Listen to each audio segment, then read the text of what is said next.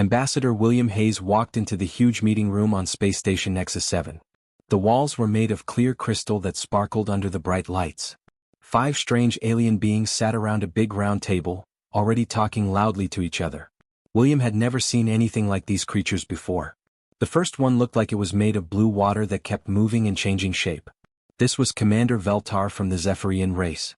His voice sounded like wind blowing through trees when he spoke. "Our ships are the best in the whole galaxy," Veltar said, his watery body glowing brighter. "They can disappear into other dimensions. Your weapons cannot even touch them because they exist in places you cannot see or understand." Next to him sat a huge lizard-like creature with dark green scales and long sharp claws. This was Admiral Korn from the Korvaxi people. He was twice as tall as William and had yellow eyes that looked very angry. When he got excited, small flames came out of his nose. Hiding in other dimensions is for scared children," Korn growled, hitting the table with his big fist. The whole table shook. "Our ships control gravity itself. We can make black holes appear anywhere we want. We crush enemy fleets by making space fold in on itself." The third alien looked like a giant insect with 6 arms and big round eyes that had many smaller eyes inside them. This was Queen Speaker Hyves from the Thex race. When she talked, it sounded like many voices speaking at the same time. "You all think like primitive single minds," she said, her voice buzzing like 1,000 bees. "Our ships do not fight alone.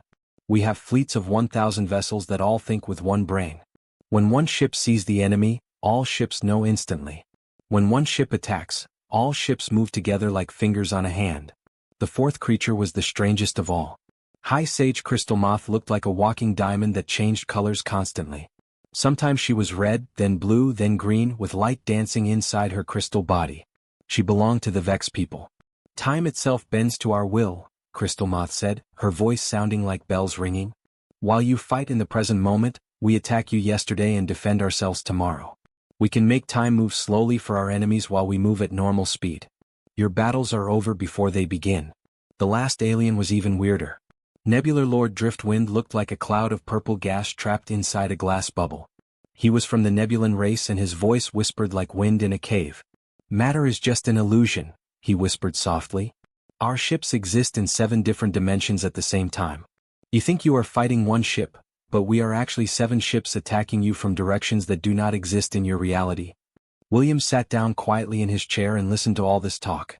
Each alien seemed to think their weapons were the most powerful in the universe. They kept trying to prove they were better than the others. "Our phase ships once destroyed an entire enemy fleet without being seen," Veltar boasted. "They tried to fight us, but how do you fight something that is not really there?" "Child's play," Korn snorted.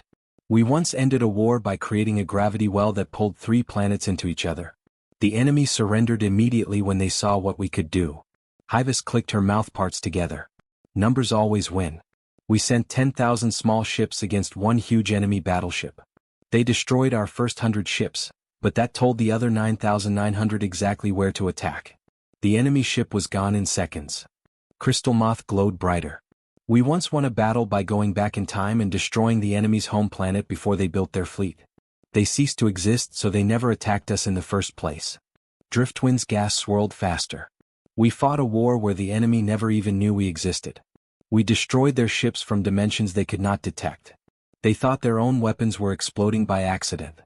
The aliens kept telling bigger and bigger stories about their victories. Each one tried to make their military sound more frightening than the others. They talked about destroying whole star systems and defeating enemies who never even saw them coming. After listening for a long time, Queen Speaker Hyves turned her many eyes toward William. Her voice became slow and mocking, like she was talking to a small child. "And what about Earth's great military contributions to keeping the galaxy safe?" she asked. The other aliens stopped talking and looked at William too. Some of them were trying not to laugh. William smiled politely and spoke in a calm, quiet voice. "We have a few ships in service. They do their job well enough. But maybe we should talk about why we are really here today. These trade agreements could benefit all our peoples." The aliens looked at each other and some of them did start laughing, but they tried to hide it. Veltar's watery body rippled with amusement. Korn's eyes glowed brighter with what looked like pity. Crystal Moth's colors shifted to what might have been the alien version of giggling. "How humble," Driftwind whispered, though his tone suggested he thought William was just too embarrassed to admit how weak human ships were. "Yes, let us focus on trade," Hyves said kindly, the way someone might talk to a pet. Military matters are perhaps too complex for newer species to understand. William nodded and pulled out his papers, still smiling calmly.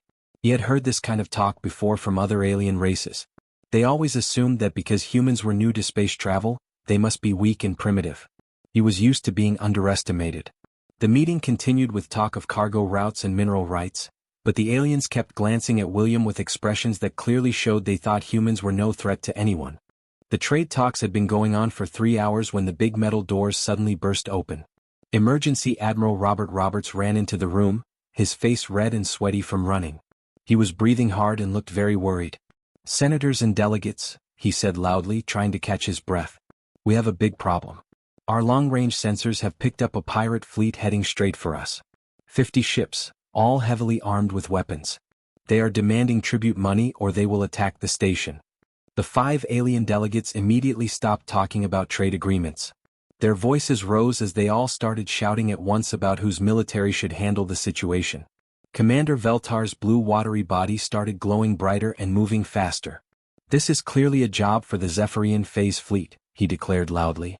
"Our ships can attack from the ethereal plane where the pirates cannot even see us. We will strike them down before they know what hit them." Admiral Korn stood up to his full height, which made him tower over everyone else in the room. His yellow eyes glowed with anger and small puffs of smoke came from his nostrils. "You cowards always want to hide in your other dimensions," he growled. "Real warriors face their enemies directly. Send our gravitational cruisers.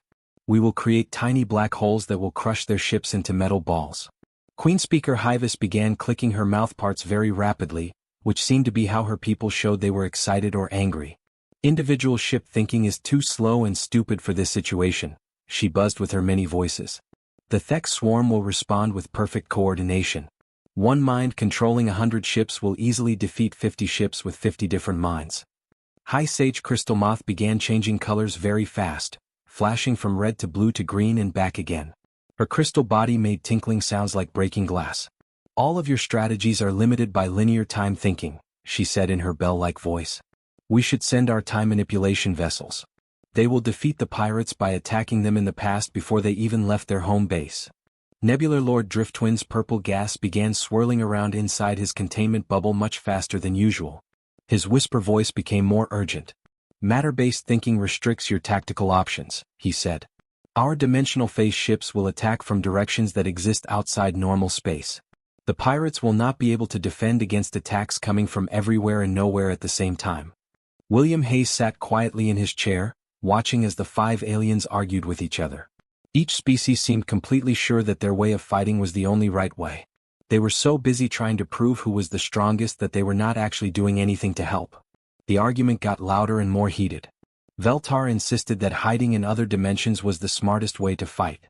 Korn said that only cowards hid and real warriors fought face to face. Hyves claimed that group thinking would always beat individual thinking. Crystal Moth argued that controlling time was more important than controlling space. Driftwind maintained that existing in multiple dimensions was the ultimate advantage. "Our phase technology has never failed," Veltar said, his body rippling with pride. "We once made an entire enemy fleet disappear by pulling them into a dimension where they could not exist." "Gravity weapons are the most powerful force in the universe," Korn roared back. "We can make stars collapse or tear planets apart. No shield can stop gravity itself." "Numbers win all battles," Hyves clicked rapidly. "One mind controlling many ships will always defeat many minds controlling few ships. This is simple mathematics. Time control makes all other weapons meaningless," Crystal Moth chimed, her colors flashing brighter. "Why fight in the present when you can win in the past? Dimensional superiority transcends all physical limitations," Driftwind whispered urgently.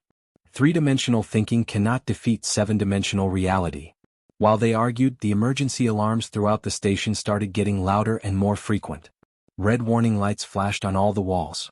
Emergency Admiral Roberts kept getting messages on his communication device, and each message made him look more worried. Finally, William raised his hand politely. "Excuse me," he said in his calm, quiet voice. "If I may suggest something, I could contact Earth Command and request assistance from our fleet." The room suddenly became completely silent. All 5 aliens stopped arguing and stared at William. For a moment, nobody said anything at all. Then Commander Veltar started making a sound that might have been laughing, if laughing sounded like water bubbling.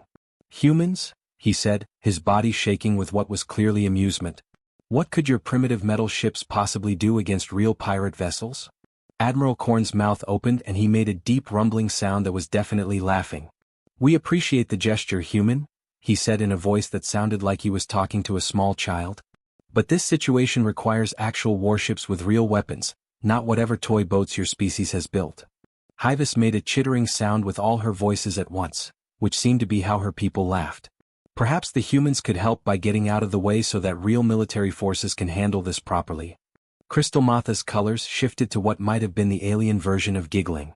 Even Driftwind's gas swirled in patterns that suggested he found the idea very funny. Your offer is very kind, Crystal Moth said sweetly, but we would not want to put your people in danger. This requires experienced military commanders with proven weapons systems. Just then a harsh crackling voice came over the station's communication system. Citizens of Nexus 7, the voice said menacingly. This is Captain Redhawk of the Crimson Brotherhood. You have exactly 1 hour to transfer all your valuables and cargo to our ships. If you refuse, we will reduce your station to floating debris. We have you surrounded and outgunned.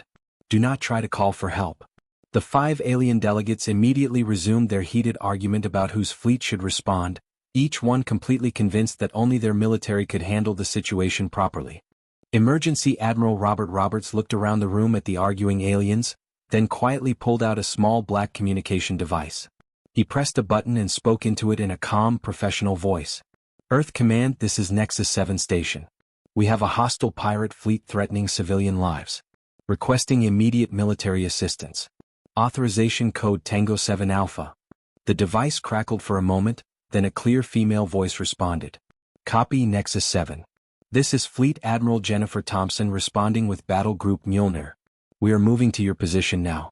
Estimated time of arrival is 4 minutes. The 5 alien delegates stopped arguing and stared at Admiral Roberts with surprise and confusion. Commander Veltar's watery body stopped glowing and became very still. For minutes? He asked, his voice sounding shocked. That is impossible.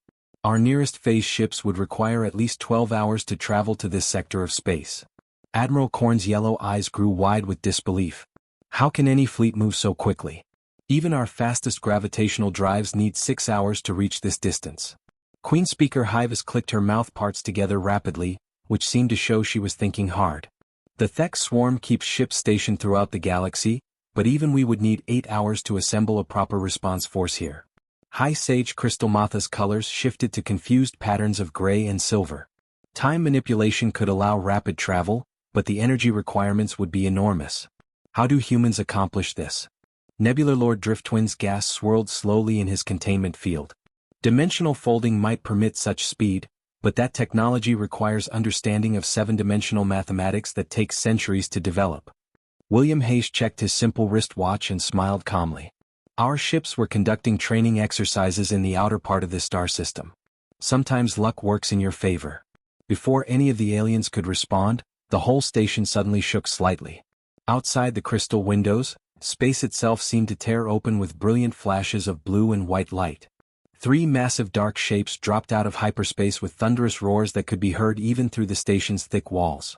The alien delegates rushed to the windows and pressed their faces against the crystal to get a better look. What they saw made them all become very quiet and still. The human battleships were enormous. Each one was easily twice as large as the biggest Korvaxi dreadnought that Admiral Korn had been bragging about earlier. The ships were painted dark gray and had angular, blocky shapes that looked nothing like the smooth curved designs that most alien races preferred. Instead of gleaming energy fields or exotic materials, the human ships were covered with what looked like thick metal armor plates. Rows of gun turrets stuck out from their hulls like the spines on a dangerous animal. Large rectangular sections that were obviously missile launch bays covered their sides. They looked less like elegant spaceships and more like floating fortresses built for one purpose: war. Those are warships?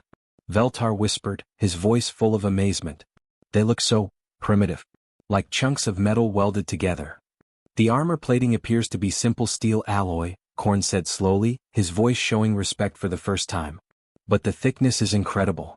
Those plates must be several meters thick. Hyvis counted the weapon systems with her many eyes. I count over 200 gun turrets on each ship.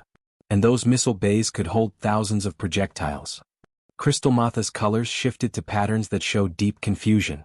The design is so basic, so straightforward. No elegant curves, no artistic beauty. Just pure function. Driftwind's gas moved very slowly now, as if he was thinking carefully.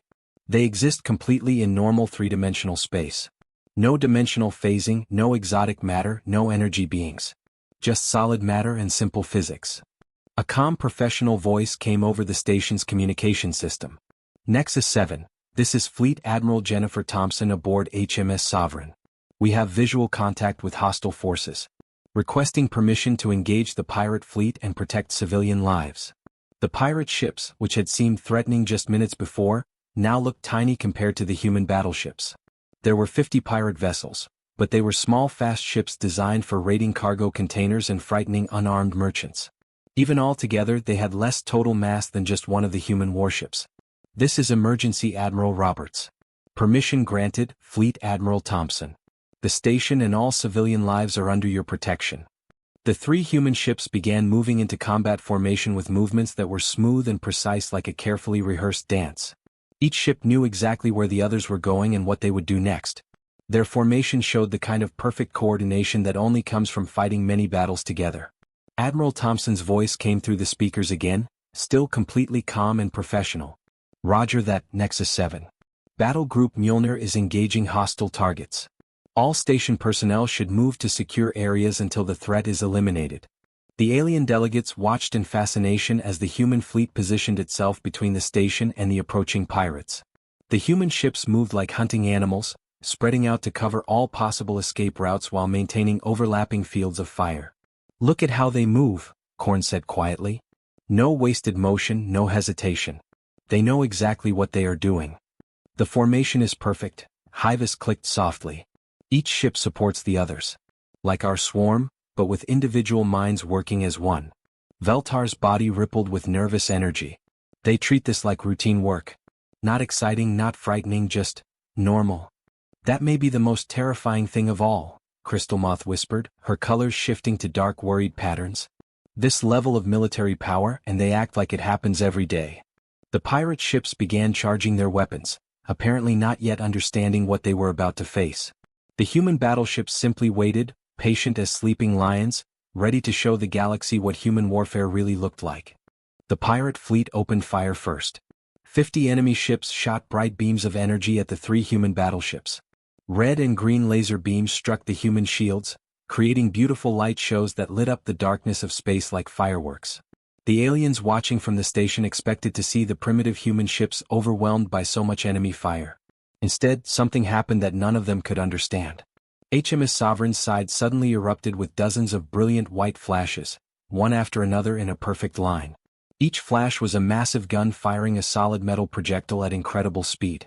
The kinetic rounds moved so fast that they looked like streaks of light cutting through space. The first pirate ship that got hit simply came apart. There was no explosion, no dramatic fire. The metal projectile punched through the energy shields like they were not even there, then tore through the ship's hull from front to back. The pirate vessel broke into pieces and drifted away, dark and lifeless. Admiral Korn's mouth fell open in shock. That is impossible, he whispered. Kinetic weapons cannot penetrate modern energy shielding. The physics do not work that way. The projectile velocity must be enormous, Crystal Moth said, her colors flashing with amazement. They are using simple physics but pushed to extreme levels.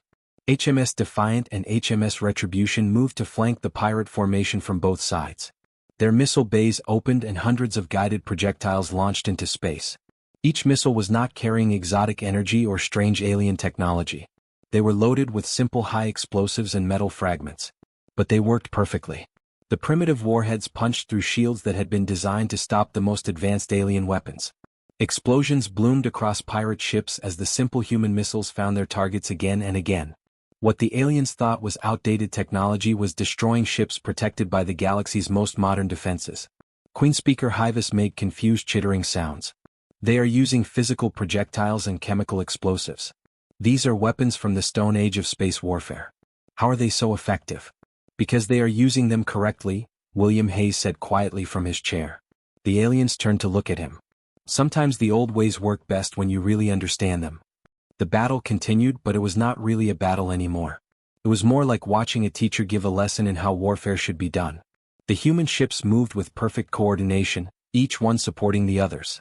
When HMS Sovereign fired her main guns, HMS Defiant and HMS Retribution provided covering fire to protect her flanks. The pirates tried to use hit-and-run tactics, sending fast ships to attack from different angles. But the human point defense systems were ready for them. Dozens of small laser turrets on each battleship created walls of deadly light that no enemy fighter could penetrate. Every pirate ship that tried to get close was destroyed before it could fire a single shot. "Look at their defensive fire," Veltar said, his watery body trembling. "It is like a net made of death. Nothing can get through." The human ships fought like a pack of wolves hunting together. They communicated constantly, sharing information about enemy positions and coordinating their attacks. When one ship engaged a group of pirates, the other two moved to block escape routes and provide supporting fire. Admiral Thompson's voice remained calm and professional throughout the entire battle. "Defiant, take the group moving toward the station's lower section. Retribution, cover Sovereign's starboard approach. All ships, watch for retreat attempts." "Acknowledged, Admiral," came the replies from the other ship commanders. Their voices were also completely calm, as if destroying pirate fleets was something they did every Tuesday morning. The pirates began to realize they were in serious trouble. Some of them tried to run away, but the human ships had positioned themselves perfectly. Every escape route was covered by overlapping fields of fire. The pirates who tried to flee were destroyed just as quickly as the ones who tried to fight. Other pirates attempted to surrender, broadcasting messages asking for mercy. The human ships stopped shooting at vessels that powered down their weapons and shields, but continued to target any ship that remained hostile. Within 8 minutes of the battle starting, 47 pirate ships had been completely destroyed. The remaining 3 were drifting powerless in space, their crews broadcasting surrender messages on all frequencies. "Nexus 7, this is Fleet Admiral Thompson. All hostile forces have been eliminated or have surrendered. The station is secure. Do you require assistance with damage repairs or medical aid for any injured personnel?" The transmission came through the speakers with the same calm, professional tone that Admiral Thompson had been using all along. She sounded like someone who had just finished a routine training exercise, not someone who had just destroyed one of the largest pirate fleets in the sector. "Emergency." Admiral Roberts responded immediately. "No casualties reported on the station, Admiral Thompson. Thank you for your assistance." "Happy to help, Nexus 7. We will maintain patrol while you complete your diplomatic meetings." The 5 alien delegates stood at the windows staring at the 3 human battleships. The dark gray warships hung in space like sleeping giants, their weapon systems still powered but no longer firing. Small human patrol craft moved among the debris, checking for survivors and making sure no pirates were pretending to be dead. High Sage Crystal Matha's crystal body had turned completely colorless, which seemed to indicate shock or fear. "They made it look so easy," she whispered. 50 ships, Driftwind's gas swirled slowly. 50 ships destroyed in 8 minutes. "And they were not even trying hard," Korn said quietly. "This was routine for them. Just another day at work." Veltar's watery form had stopped glowing entirely. "We have been bragging about our advanced weapons and superior tactics. But they just showed us what real warfare looks like." The aliens realized that everything they thought they knew about military power had just been proven wrong by 3 human ships and some very old-fashioned weapons used by people who really knew how to fight. The conference room had become completely silent. The 5 alien delegates sat in their chairs like statues, staring at the table without speaking. Their earlier loud bragging about their powerful weapons seemed like a distant memory now. Nobody wanted to be the first to talk after what they had just witnessed. Outside the crystal windows, the 3 human battleships hung quietly in space. Small repair ships moved around the station, checking for damage and helping clean up the floating debris from the destroyed pirate fleet. Everything looked peaceful now, as if the devastating battle had never happened. A blue light flickered in the center of the conference table, and suddenly Fleet Admiral Jennifer Thompson appeared as a hologram. She was a middle-aged woman with gray hair pulled back in a neat style and calm blue eyes that seemed to have seen many difficult things. She wore a simple dark uniform with no fancy decorations. "Apologies for the interruption to your negotiations," Admiral Thompson said politely, as if stopping a pirate attack was a minor inconvenience. "The hostile threat has been completely eliminated. My ships will continue patrolling the area while you finish your important discussions."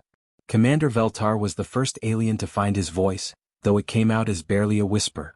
"Your weapons," he said, his watery body trembling slightly. "They are so simple, so basic. How did they penetrate the most advanced shielding technology in the galaxy? Admiral Thompson smiled in a way that was friendly but also showed she had answered this question many times before. Sometimes the old methods work best, she said calmly. A rock thrown hard enough will break any window no matter how well made the glass is. But the tactical coordination, Queen Speaker Hyvis clicked nervously, her many voices sounding uncertain for the first time. The perfect formations, the way your ships move together. Your species fights like they have been doing it for a very long time. William Hayes finished quietly from his seat. He had been watching the aliens' shocked faces with interest.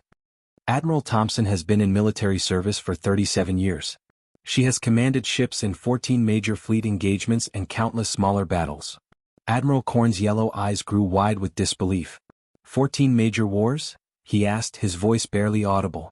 Your species has fought 14 different wars? Admiral Thompson chuckled, a sound that was warm but also carried hints of sadness. Oh no, Admiral Korn. 14 major battles in our current conflict with the Outer Rim Separatists. That is just one war. Humanity has been fighting someone, somewhere, for most of our recorded history. We have had thousands of years to practice and get very good at it. The alien delegates looked at each other with expressions of growing alarm. They had assumed that human restraint and politeness meant that humans were weak or inexperienced. They had never considered that it might mean something much more dangerous. High Sage Crystal Matha's crystal body flickered with confused colors. But your people seem so peaceful in diplomatic meetings. So calm and reasonable. You talk about trade and cooperation, not conquest and military glory. We prefer peace, William replied, still speaking in his quiet, calm voice. Peace is much more profitable for everyone involved. Trade makes all species richer and safer. But we learned long ago that if you want peace you must be very, very good at war. People only negotiate fairly with those they respect. Nebular Lord Driftwind's purple gas swirled slowly in his containment field. Your species has been fighting for thousands of years? He whispered. How do you survive as a civilization? Admiral Thompson's expression became more serious. We fight to protect what we value. Family, friends, freedom, the right to live our lives the way we choose. We do not start wars for fun or glory, but when someone threatens what we care about, we finish those wars completely. The aliens were beginning to understand something that made them very uncomfortable. They had spent the morning bragging about their advanced weapons and superior military technology. But humans had something more valuable than fancy equipment.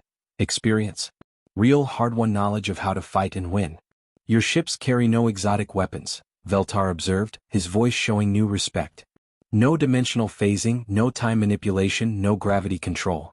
Just kinetic projectiles and chemical explosives. Those work, Admiral Thompson said simply. They work very well when used by people who understand them completely.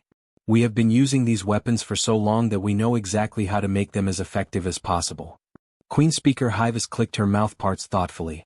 And your coordination comes from fighting together many times, not from sharing one mind like the Thek swarm. Individual thinking combined with perfect teamwork, the Admiral agreed. Each commander makes their own decisions, but they all understand how to work together toward the same goal. It takes years of training and many battles to develop that kind of trust. The negotiations resumed, but everything had changed. The 5 alien species found themselves actually listening carefully to human suggestions and proposals. They treated Ambassador Hayes with genuine respect instead of condescending pity. They realized that humanity's quiet confidence had not come from ignorance or weakness. It had come from the deep certainty of a species that never needed to boast about their strength because they knew exactly how strong they were. As the trade agreements were finalized successfully, each alien delegation privately made notes to send urgent messages home.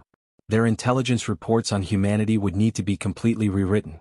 This primitive species that had just joined galactic civilization might actually be the most dangerous military power in the galaxy. Admiral Thompson's hologram nodded politely to everyone before disappearing. Her 3 battleships remained on patrol around the station, silent guardians whose very presence had fundamentally changed how the galaxy would view the human race. The age of underestimating humanity was over.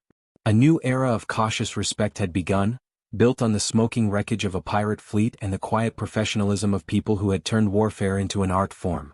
From now on, when humans spoke quietly about peace, the galaxy would listen very carefully.